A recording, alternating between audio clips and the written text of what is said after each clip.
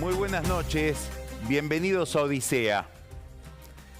Hace 9 años, en Estados Unidos, dos académicos, dos profesores, publicaron un libro que se convirtió después en un bestseller, sobre todo en el mundo de los que estudian la política, los distintos planos de la vida pública. El libro tiene un título muy atractivo, plantea una pregunta que se viene haciendo el pensamiento social, el pensamiento histórico, la economía, desde siempre. La pregunta es ¿por qué fracasan las naciones? Esos dos profesores, Robinson y Acemoglu, al tratar de responder la pregunta de por qué fracasan las naciones, se desarrollan una cantidad de reflexiones muy encuadradas en el pensamiento liberal republicano, acuñan una idea, un concepto muy interesante, sobre todo para entender a la Argentina actual. Habla de clases dirigentes extractivas, es decir, élites,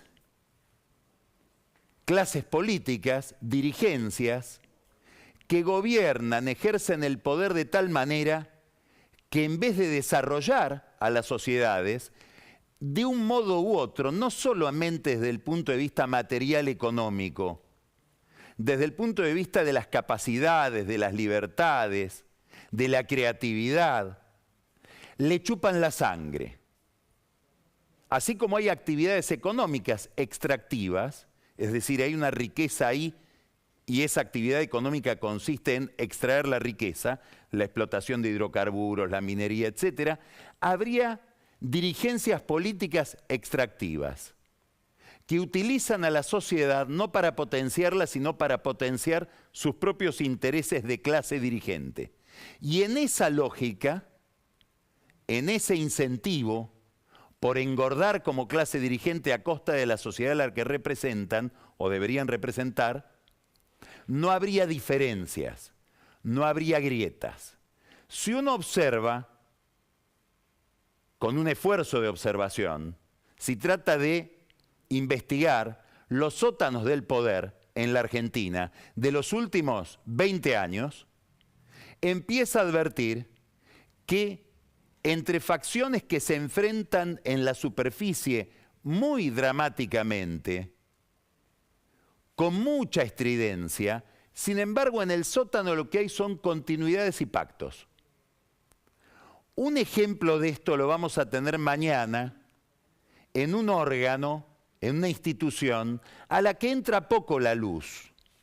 Cuando me refiero a que entra poco la luz es que no está sometida a una narrativa periodística. Se sabe en general poco de lo que pasa ahí. Estoy hablando de la legislatura bonaerense. Es un lugar importantísimo porque regula la vida de la provincia más populosa de la Argentina, la que concentra la mayor cantidad de pobreza y la que por razones demográficas se ha convertido en el centro de gravedad de la política argentina, sobre todo desde la emergencia del liderazgo de Eduardo Duhalde, que fue el que descubrió esa cantera que después se dedicaron a explotar hasta ahora los Kirchner. Bueno, la legislatura de ese distrito es un lugar muy opaco, donde mañana va a haber una sesión muy interesante en la que de golpe, sin que nadie entienda muy bien cómo se llegó a esto, se instala el tema de debate de la reelección de los intendentes de la provincia de Buenos Aires. Hay que prestarle atención en esto no solo al contenido, que ya de por sí es importante, porque estamos hablando de la capacidad o de la vocación de renovación política en el lugar que se ha convertido en la colina de poder más importante del país, que es el conurbano. Importa tanto el contenido como el método, las formas de comportamiento de este grupo dirigente. Para entenderlo hay que hacer un poquito de historia. Nos tenemos que remontar al año 2016. Recién llegaba Cambiemos, subrayo el verbo, cambiemos. Venían a cambiar las cosas. En ese intento de cambiar las cosas, María Eugenia Vidal, con quien fue en aquel momento su principal socio político y probablemente durante los 4 años del paso de María Eugenia Vidal tuvo en Sergio Massa a un interlocutor, a un colaborador importante, sobre todo en la legislatura, pactaron una ley. Esa ley establecía que un intendente, también los concejales, no puede reelegirse más de una vez. Es decir, un intendente de la provincia de Buenos Aires tendría derecho a ejercer un mandato y después un segundo mandato, es decir, una sola reelección. A los 8 años de ejercer el poder tendría que retirarse por lo menos por 4 años, para después poder postularse de nuevo. Esto sucedió en el 2016. Curiosamente, lo sabemos ahora, en aquel momento se hablaba de las virtudes de esta ley, hubo una reglamentación extraña, seguramente pactada con los intendentes, que se veían afectados por esta limitación. El gobierno de Vidal reglamentó este artículo diciendo, fíjese la rareza, si un intendente en su segundo mandato se retirara de la intendencia por la razón que fuere antes de cumplir los 2 años, ese mandato no se le juzgaría como un mandato consumido, no entraría en la contabilidad de los mandatos por los cuales puede reelegirse. ¿Qué quiere decir? Por ejemplo, si un intendente ejerce el poder 4 años, lo ejerce en un segundo mandato, pero a los 2 años de estar ejerciéndolo, antes de que se cumplan los 2 años, se retira, tiene derecho a postularse 2 años después, tener 4 años más y posiblemente 2 más. Es decir, la ley establecía que había derecho a 4 años de gobierno, otros 4 y después 4 en los cuales no se podía ejercer el gobierno. La reglamentación permitía 6 años de gobierno, obviamente con una elección en el medio, 2 años de licencia, llamémosle así, y otros 6 años. No le tiene que llamar la atención esta reglamentación, porque como usted habrá visto en los diarios en los últimos tiempos, muchos intendentes pidieron licencia. Acá no hay grieta. Vamos a poner 2 nombres. El intendente Martín Insaurralde, que es el intendente de Lomas de Zamora, al que nos vamos a referir varias veces esta noche, pidió licencia y pasó a ser el jefe de gabinete del gobierno de Axel Kicillof. No fue el único intendente. Sujarchuk, por ejemplo, de Escobar, el intendente Sujarchuk, nada más ni nada menos se convirtió en el inspector de la hidrovía. El intendente de Jesús, del Partido de la Costa, pasó a ser miembro también del gobierno de Kicillof. Renuncian a sus intendencias por 2 años para poder postularse 2 años después, es decir, en el 2023. No hay que aclarar que en el caso de Juntos por el Cambio, Jorge Macri, intendente de Vicente López, pidió licencia para pasar a ser ministro de gobierno de Horacio Rodríguez Larreta. No solo cambió de función, sino también de distrito. Esta era la situación en la que se encontraban los intendentes hasta que hubo que darle, préstele atención al método. Ya tenemos algo del método. Hago una ley, pero después la reglamento para hacer una trampa dentro de la propia ley que yo hice. Ahora viene un segundo detalle de métodos. Había que darle el acuerdo en la legislatura bonaerense a un funcionario que se llama Guido Lorenzino. ¿Quién es Lorenzino? El defensor del pueblo. ¿De dónde viene? Era un funcionario del corazón de Daniel Scioli. Durante un tiempo fue el interlocutor, el puente, bastante opaco, entre Scioli y la policía bonaerense. Cuando eso se supo, lo sacaron de ese rol y lo mandaron al Consejo de la Magistratura y se convirtió en un puente, como vamos a demostrar ahora, entre Scioli y la justicia bonaerense. Había que darle el acuerdo en el Senado, en la legislatura bonaerense, para que vuelva a ser ahora el defensor del pueblo. Por alguna razón le dijeron, si querés el acuerdo tenés que conseguirnos. Esto se lo dicen los intendentes. Lo anunciamos hace meses esto acá en Odisea. Pasó ahora, hace 15 días. Tenés que conseguir, ya que tenés tantos amigos en la justicia, un fallo por el cual se declare inconstitucional la ley de Vidal y Massa y podamos reelegirnos ahora en el 2023.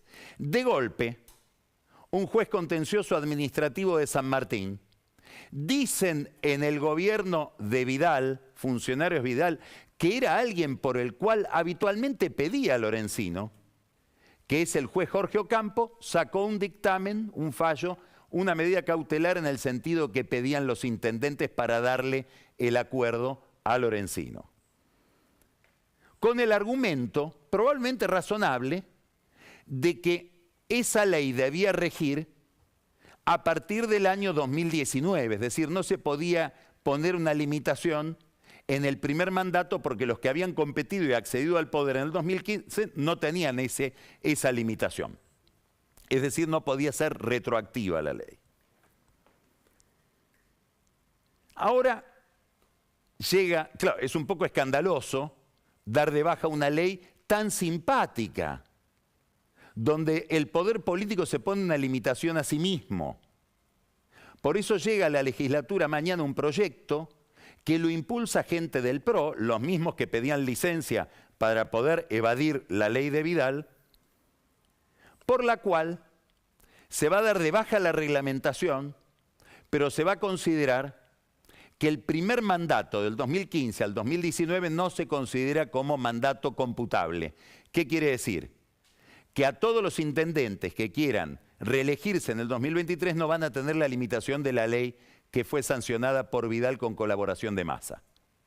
Tendrían esa limitación en el 2027, pero de acá al 2027 pueden pasar tantas cosas, se puede dar vuelta 20 veces esta ley como se está dando vuelta ahora. ¿Qué es lo interesante de todo esto? Primero, ¿por qué no quieren dejar el poder durante 4 años? Por una razón muy sencilla. Cualquier intendente sabe que una vez que se agarra esa manija, los recursos que vienen con ella, políticos, institucionales, sociales, económicos, hacen que esa manija no se largue más. Es lo que aprendió Massa en Tigre. Lo dejó como sucesor a Julio Zamora y no volvió más. Y quiere volver y no puede. Es decir, lo que hace que un intendente sea irreemplazable es el modo de ejercicio del poder del intendente, sobre todo en determinados distritos. Lo interesante de esta discusión, por la cual algo que era virtuoso empezó a trampearse, inclusive por los mismos que lo hicieron, y ahora termina de darse de baja, es que divide a los bloques de ambas fuerzas políticas. Vidal no quiere, los representantes de Vidal en la legislatura, no ella, que está en el Congreso Nacional, pero digamos, los diputados de Vidal mañana no quieren votar esta modificación que habilitaría la reelección en el 2023. Los de Massa tampoco, tal vez Massa pensando en Zamora, el intendente de Tigre. Ahora, los intendentes del PRO, los de la UCR y los intendentes del peronismo sí, hay una continuidad, hay un pacto. Curiosamente, esos intendentes del PRO son intendentes no alineados con Vidal, obviamente, sino alineados con Larreta. Tanto que uno de ellos, Jorge Macri, trabaja ahora en el gobierno de Larreta. ¿Hay una fisura entre Vidal y Larreta? Sí. ¿Cómo se demuestra? En que hace 2 lunes, el lunes pasado, en las oficinas de Federico Salvay, mano derecha de Vidal, se lanzó la candidatura presidencial de Vidal. Cuando todos sabemos que hay una candidatura presidencial lanzada implícitamente de Larreta. Ahora van a competir. Es una fisura importante en el campo no macrista del PRO. Este tema que estaba fuera de agenda de pronto apareció sin que el gobernador abra la boca. No sabemos qué opina Axel Kicillof de este planteo sobre las reelecciones. Él que tiene tantos resquemores, tantos reparos frente a la dirigencia política de la provincia que él gobierna, no se expresa. ¿Por qué? Y porque le meten este tema nada menos que en la sesión donde hay que discutir el presupuesto. Entonces, si Kicillof se quejara, probablemente se quedaría sin presupuesto. Se discute mañana el presupuesto y se discute además un fondo para infraestructura de los intendentes, especialmente promovido por los intendentes de la oposición, que son los que necesitan que haya un fondo más o menos automático que los sustraiga del arbitrio del gobernador o del oficialismo. En todo este panorama bastante deprimente vamos a poner una nota, diríamos, de color. En la sesión de mañana tiene que jurar, todavía no se incorporó, el exintendente de Quilmes, Martiniano Molina, del PRO. Va a ser interesante ver si logra jurar y si lo incorporan a la sesión, porque Molina es antivacunas, no va vacunado. Lo dejarán entrar, podrá sesionar o tendrá que jurar vía Zoom. Además de este tipo de pactos, hay otro acuerdo entre gobierno y oposición. Este acuerdo está previsto en la institucionalidad bonaerense, que es que el Senado tiene que aprobar a los directores del Banco Provincia. Y entre esos directores del Banco Provincia va a haber uno que pasa de la capital a la provincia, que se llama Bruno Screnchi. ¿Quién es Bruno Screnchi? La mano derecha e izquierda, ambas manos, de Diego Santilli. Hasta ahora, ministro de Gobierno de Larreta, al que Larreta se sacó de encima mandándolo a la provincia de Buenos Aires para que ingrese como ministro de Gobierno Jorge Macri, en un acuerdo entre Larreta y Macri, para que Macri, a su vez, no se oponga a la candidatura de Santilli en la provincia de Buenos Aires. Una pregunta imposible de descifrar. ¿Cuánto gana un director del Banco Provincia? Es decir, ¿cuánto va a ganar Screnchi? No sabemos. Lo que sí sabemos es que es un cargo clave, sobre todo para los intendentes de la oposición, porque normalmente esos directores son la palanca que tiene un intendente para conseguir un descubierto si un día no llega a pagar sueldos, o para conseguir financiamiento para infraestructura, etc. O sea, es un engranaje no visible, pero importantísimo en materia de dinero. Bueno, estamos hablando de un banco en la clase política bonaerense. Ese pliego, el pliego de Screnchi, más de Carlos Fernández, que es un candidato del radicalismo también a integrar el banco, tiene que pasar por el Senado. Pero escuche qué interesante. El presidente del bloque de senadores de Juntos, de todos los que tenían para poner como presidente, inclusive había uno postulado por desde Mar del Plata, Rubinovich, que es un colaborador del intendente de Mar del Plata, Montenegro, de todos los senadores de Juntos por el Cambio eligieron a Cristian Gribaudo. ¿Le suena a Gribaudo? Sí, le suena, ¿no? Pero de otro campo, del deporte. Era el candidato a la sucesión de Daniel Angelici, expresidente de Boca, en Boca, el que perdió. Gribaudo es un hombre de Angelici, y Angelici es un hombre del juego en la provincia de Buenos Aires. Tiene cantidad de bingos. Comillas, comillas, comillas, la industria del juego pone al presidente del bloque de la oposición en el Senado bonaerense. ¿Por qué es interesante esto? Porque se va a entender de maravilla Gribaudo con Insaurralde. Insaurralde, intendente de Lomas de Zamora, jefe de gabinete de Kicillof, es el que controla la lotería y viene también de la, comillas, comillas, comillas, industria del juego. Era la mano derecha de Jorge Rossi, jefe de la Lotería de Duhalde, después intendente de Lomas de Zamora, y una especie de alter ego político del vinguero estrella de todo ese círculo político de Lomas de Zamora que se llama Daniel Mautone. Mautone e Insaurralde, Angelici, Gribaudo, Mautone y Angelici, socios en varios bingos. Acá no hay grieta. Provincia de Buenos Aires, legislatura, gobierno de la provincia, juego. Son una misma cosa. No es novedoso esto. Habría que indagar cómo se repartieron el juego online entre gobierno y oposición en el último tramo del gobierno de María Eugenia Vidal.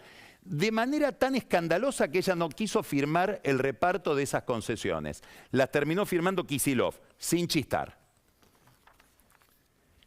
Es uno de los campos de la vida política donde parece no haber fractura. ¿Por qué? porque estamos hablando del financiamiento de la política. Tampoco parece haber fractura entre los que ejercen el poder desde determinado lugar, por ejemplo, los poderes ejecutivos. Como dijimos recién, intendentes del PRO, intendentes del radicalismo, intendentes del kirchnerismo, del PJ, no tienen distinción cuando se trata de enfocar el fenómeno del poder y de la continuidad en el poder. Lo mismo vemos cuando se trata de aumentar impuestos, como los de ingresos brutos. Hoy un comunicado, un análisis de la Unión Industrial Argentina respecto del daño que le hace el impuesto de los ingresos brutos a la producción. Bueno, gobiernos que se llenan la boca hablando de la producción, de las pymes, cargan nuevamente con un peso muy distorsivo sobre la industria, el comercio, etcétera, con un impuesto que se habían comprometido a disminuir. Ahora se aumenta, con una cláusula rara. En el caso del impuesto a los sellos, hay una cláusula en el pacto fiscal que dice que la máxima alícuota va a alcanzar a cualquier actividad menos al juego. ¿Será que no pueden aplicar la máxima alícuota? ¿Será que ese límite no corre? Queda ambiguo. Una ambigüedad estratégica. ¿Estratégica por qué? Porque le permite al poder político ser arbitrario frente a los industriales, comillas, del juego, para que después los industriales, comillas, del juego colaboren.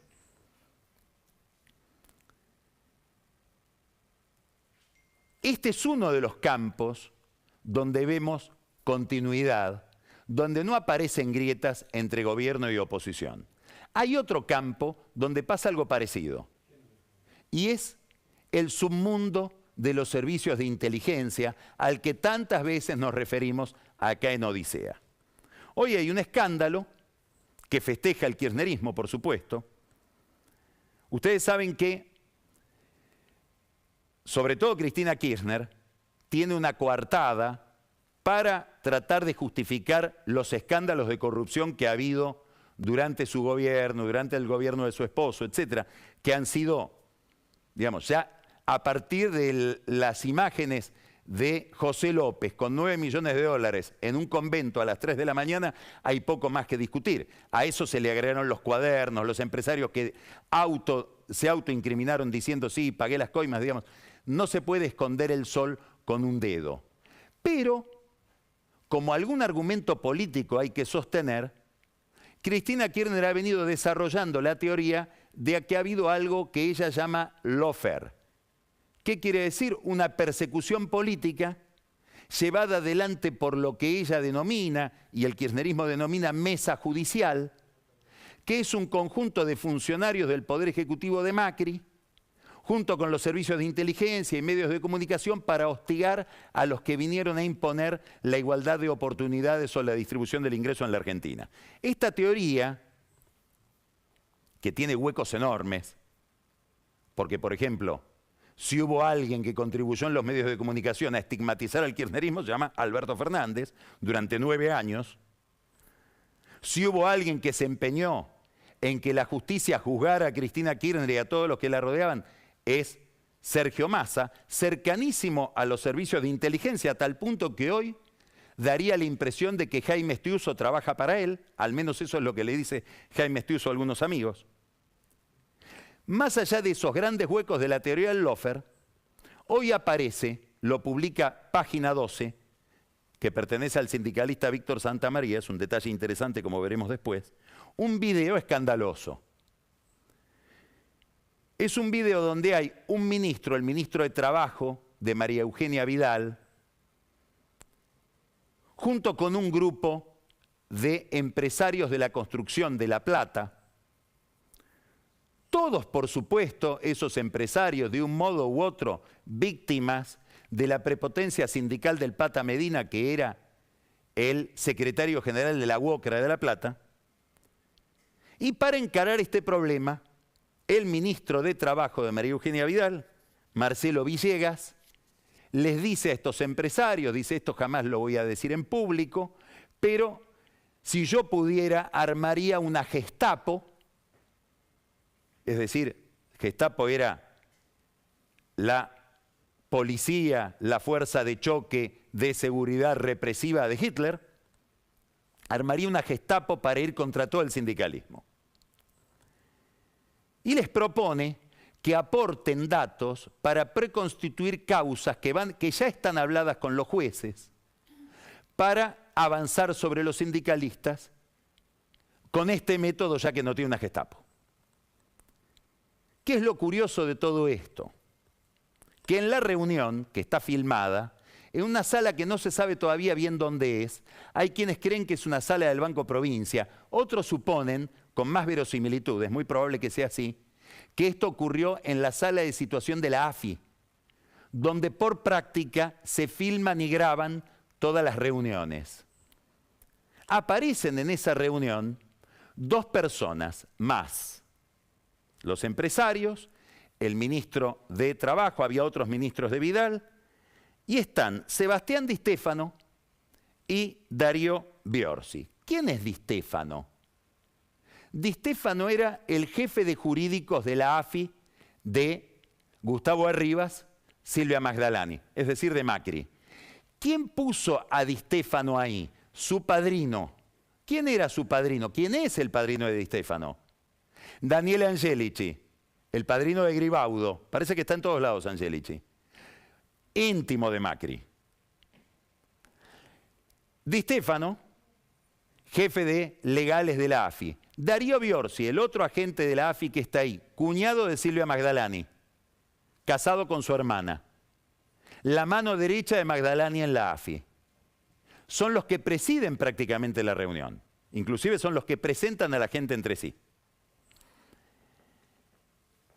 Bien por Santamaría, de Página 12, de publicar este video, porque Santamaría, que dirige el sindicato de los encargados de edificio, tercerizó en una empresa la administración de los hoteles de su sindicato. En esa empresa, una de las dueñas es la hija de Magdalani. O sea que con estos videos, Santamaría va en contra de la mamá de una aliada de él. Probablemente también sea aliada la mamá. Esto es un escándalo en el que quedan desubicados. Después Daniel Vilota va a hablar de esto con detalle, inclusive va a decir lo que dice Vidal respecto de todo esto.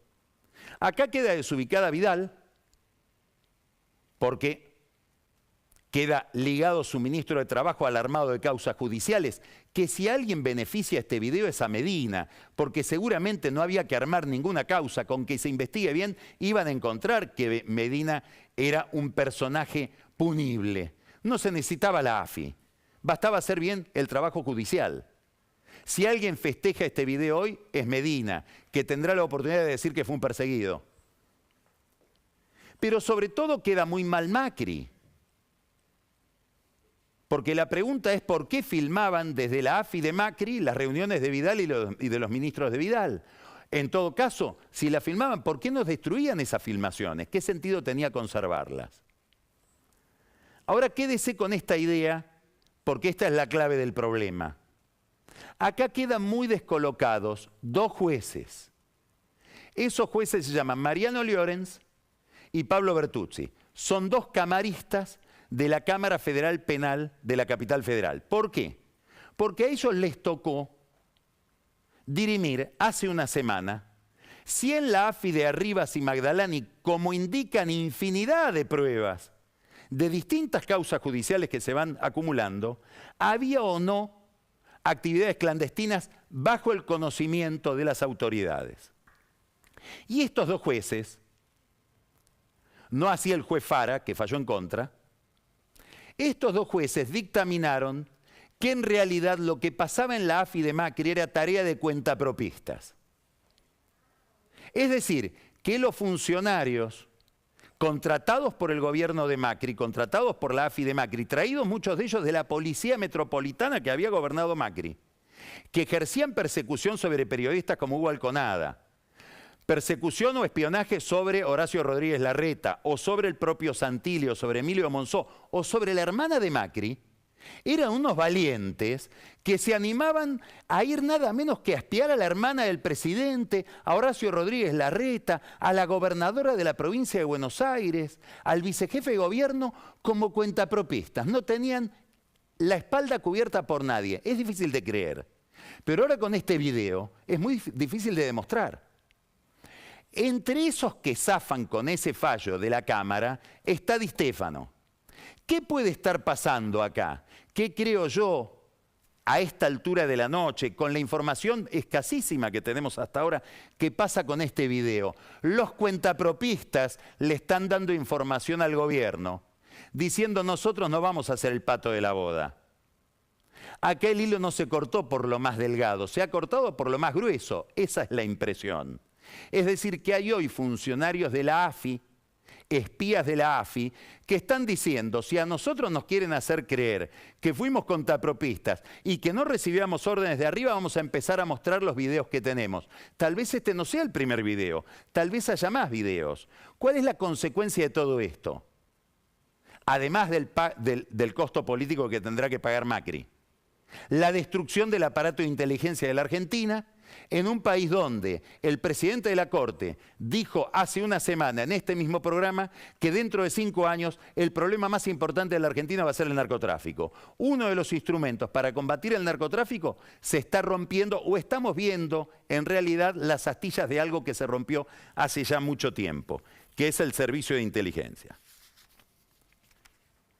Como vemos, en el método de usar los servicios de inteligencia para la persecución política, para manejar el poder judicial, para constituir pruebas, para filmar al adversario o al propio, en ese método que Kirchner usó a destajo,